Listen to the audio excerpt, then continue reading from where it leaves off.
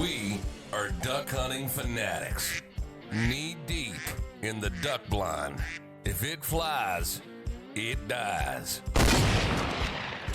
Only Duck Hunting Fanatics know what it feels like to see a brightly colored drake mallard cup its wings and soar towards your decoys. It's what we do, and it's what we love. Duck Hunting Fanatics, with boots on the ground, eyes in the skies reports. And we get it from professional duck guides all across the country. We interview them for their top tips and tricks from their years of experience from the duck hunting blind. This is Duck Hunting Fanatics, and this is Eric Wilkes. Greetings, friends and fellow duck hunting fanatics. Eric Wilkes here again with another episode of Knee Deep in the Duck Blind, and we have another very special guest lined up for you guys today. And I was just chatting with him briefly before we started the podcast, and I can already tell he's just full of knowledge.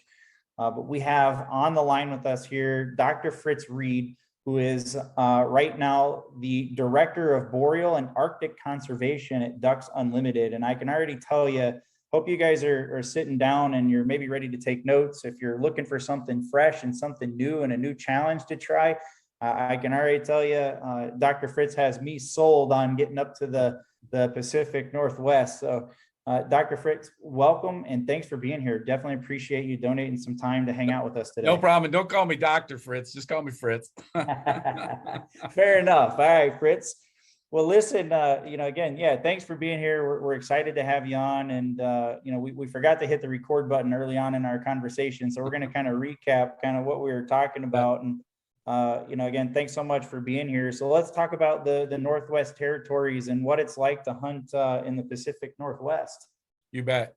Well, those of your guests or those of your or participants, your listeners who have hunted in Canada, it's a different hunt as you go further north. As you get into the boreal forest, you're in more permanent waters, bigger waters. You can get into some big river systems, and it can be a different hunt. It logistically, it'll take you, a little more effort, but it can be a really exciting hunt. I've had the good fortune of being able to fish and hunt in the Northwest Territories. First of all, one of the great things about the Northwest Territories is you only need a federal duck stamp of Canada to hunt ducks in the Northwest Territories. You don't need a license. There's no small game license. So once you have that federal stamp, you're good to hunt. The other thing that's great is if you're a Canadian citizen, you can shoot 25 ducks a day. Those of us that are from the U.S. can only shoot 8, but the Canadians can shoot 25 ducks a day. Obviously, you'd want to have some good connections with some of the First Nation folks to be able to give them those ducks if you're going to be hunting at that level. But so as we talked about, logistics is a big deal. There's 2 ways to get there. You can either fly or drive. The drive is very long. Yellowknife is about 28 hours straight shot from Edmonton if you're driving.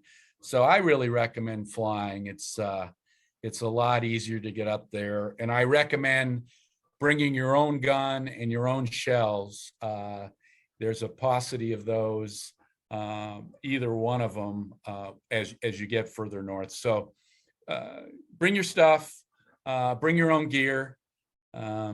Hopefully, if you, I do recommend having a guide, whether an Indigenous guide or somebody local that you know. You want to have somebody that has local knowledge.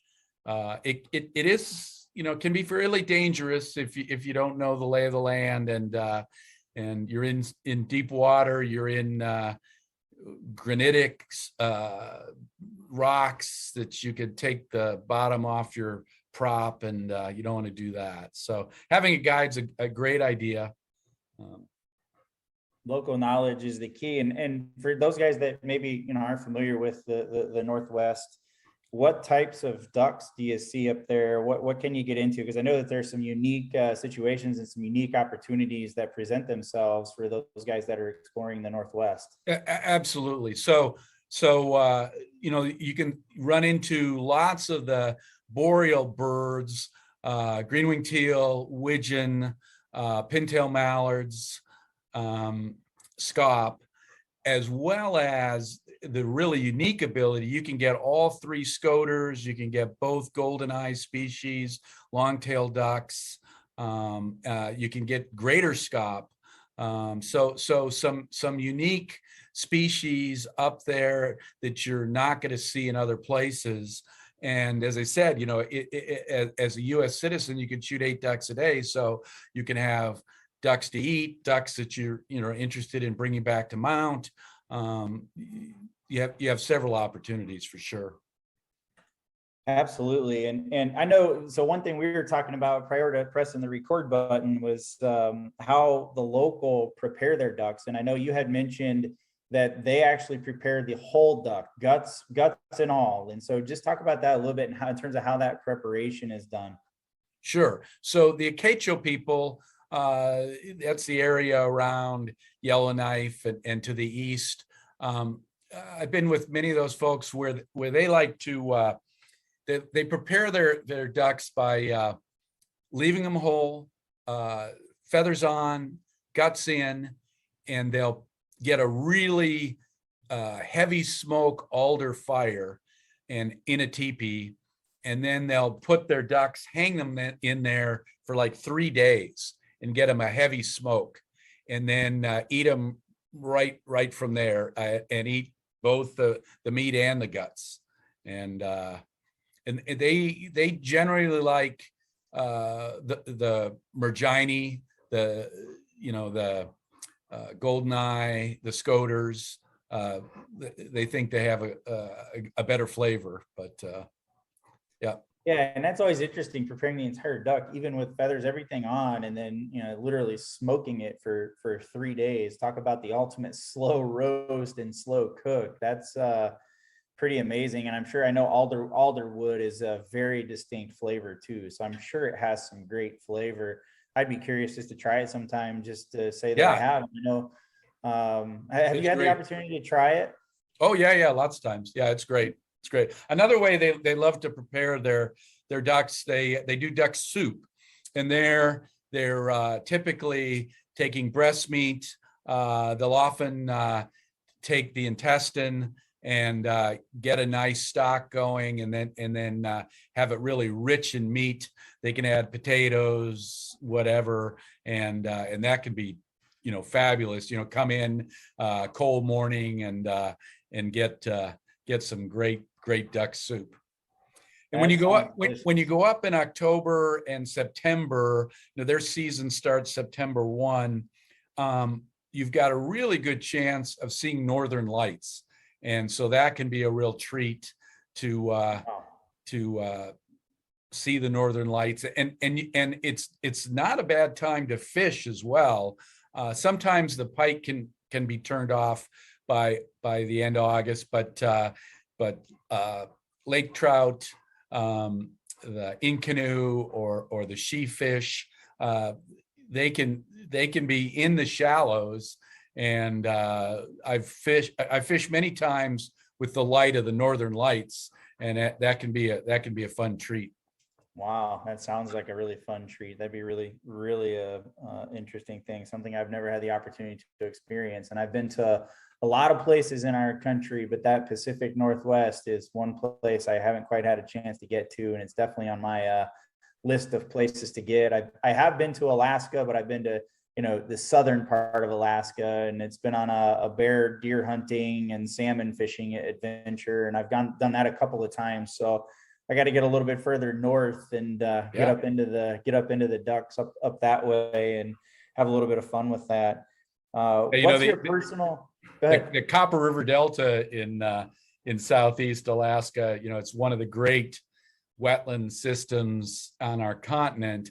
And first time I went duck hunting there with the local biologist, Dan Logan, he had a scop go by at about 65 yards and he swung on it and shot. I said, wow, that was a little out there, wasn't it? And he said, listen, he said, this wetland is 700,000 acres. He said, there's probably 6 of us hunting it today. He said, if you see a duck, shoot at it. Those are the fun ones. And hey, well, you get to challenge yourself a little bit too, reaching out there a little ways. That's I've right. had situations like that before where you're like, oh my gosh, mentally you're swinging and you're like, I don't have a chance. You pull the trigger anyway, and all of a sudden bird drops and you're like, oh my gosh, I can't believe it. Right. So sometimes sometimes you surprise yourself, and I think that's what keeps it fun and keeps it interesting. And part of me thinks that's also what keeps us hunting too, right? You bet. Yeah, especially if it means dinner or no dinner, you're gonna whack them. It's a good point. What's your favorite duck to hunt? Oh boy, that's tough. I have a club. I'm a member of a club down in the San Joaquin Valley, California, and about 65% of our harvest is green-winged teal. Great duck to hunt. A challenge to shoot, wonderful to eat. Green wings certainly are right up there. Pintails, that's a real traditional California bird. Again, wonderful to eat, especially December, January birds when they're nice and fat. Yeah, it's when they've had a lot to eat and they're getting ready to make that journey south. So that's right when you want to catch them, which makes sense. Awesome. Well, listen, Fritz, I appreciate you being here. Anything else, that you'd like to share? Anything else, any advice, any words of wisdom that you'd like to share before we wrap up here? Sure. People that are thinking about going up there's a couple of places I'd recommend. The Tulsan Delta is one spot. The North Arm, north of Yellowknife, the Enoda Lodge, that's another spot. And then James Marlowe is a guide out of Lutzel Cay, which is the east arm of Great Slave Lake. Those are all 3 places that if you're thinking about going up there, you might look into that, look on the internet. And if you can't make it all the way up to the Northwest Territories, but you want to sample what does the boreal look like and what is hunting in the boreal, Cardinal Lake is a place in northern Alberta that I'd recommend. You can actually drive right to Cardinal Lake. You're going to want to bring a boat, but there's a couple guides out of Cardinal Lake, and then as I say, you can drive there. So that's a place that you can get into boreal ducks, kind of experience the change of the colors up there in September, early October, and pretty amazing place.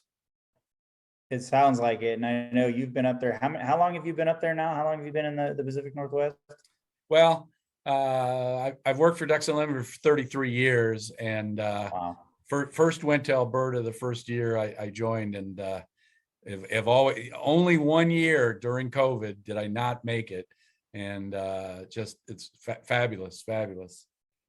Yeah, and I know that's you and I were talking a little bit at the very beginning before we hit the record button, and it's one of the areas on my personal list to get out to. And we didn't talk much about the San Joaquin Valley, but I definitely want to have you on a future episode. We'll talk about the San Joaquin Valley because I think you have a lot to offer around that, and I'm sure we could do a whole segment just on what you've got going on there in that area as well. So. Again, I want to thank you for your time. Hopefully for those of you that are listening or maybe watching us on YouTube or Facebook, again, want to thank you for your time and tuning in. Hopefully you got a little bit of value out of this. And, again, if you're considering it, make that trip and go check out the internet. And we all know how to use Google. Go check out where Yellowknife, and go check out James Marlowe and the Noda areas, and contact one of those guides and make the trip. I can tell you just from personal experience and going to just Alaska, not even as far north as what Fritz is talking about here, but just going to Alaska, it really is, when they say it's the last frontier, it really is the last frontier. And it really is, when that call for help, the closest place to help you is the Coast Guard. you're in the wilderness. So it's something to experience, and it's something that you'll never forget. I can promise you. And I'm going back. I'm addicted to Alaska. So That's good. So I'm going to have to add this to my list and get up there. And who knows, Fritz, if you're in the area, maybe we'll have to hook up and try to shoot a couple ducks together. There you go. There you go. Well, great. Well, it's fun. And, I think everybody's been hurting over the whole COVID issue. And I just hope people can get out and, really enjoy the outdoors. Exactly. Same here. And, it's awesome for those of us that have that opportunity, and we're fortunate enough to be able to take advantage of those. And I just encourage you, don't wait, regardless of your age, experience, background, like don't wait, get out and go do it now, make the investment and do it now, because that, again, it's I can't even put it into words right now, because it truly is, it's the last frontier, and it's an experience that you'll carry with you the rest of your life, and you're going to make some great friends along the way. So Fritz, thanks again for being here, and everyone, thanks for tuning in, listening to this quick episode. We definitely appreciate all of our listeners, and we look forward to having you on another episode, Fritz. Thanks again. All righty. Well, you guys take care. Get out there. Thanks, guys. Have a great day. Talk to y'all soon. We'll see you on the next episode of Knee Deep in the Duck Blind. We are Duck Hunting Fanatics. Knee deep in the duck blind. If it flies, it dies.